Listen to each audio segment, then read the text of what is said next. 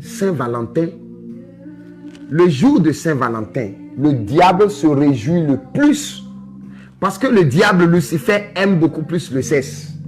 Et qui parle de Saint-Valentin, qui ne parle pas de sexe au XXIe siècle, n'est pas dans la mode. C'est ce que nous constatons ça.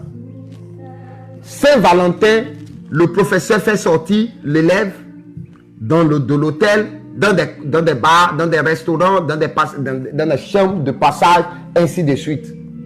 Le jour de Saint-Valentin, les élèves, filles comme garçons, s'attaquent dans l'ignorance à l'âge de 13 ans, 12 ans, 14 ans, 15 ans, 16 ans, 17 ans.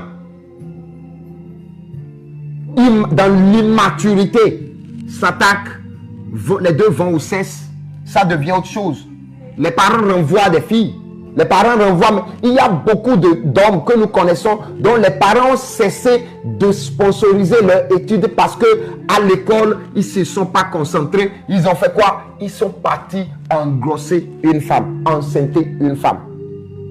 Et nous connaissons beaucoup de jeunes filles aujourd'hui aussi qui ont pris la grossesse juste parce que le jour de Saint-Valentin, on les a manipulées et elles sont tombées dans des pièges des hommes.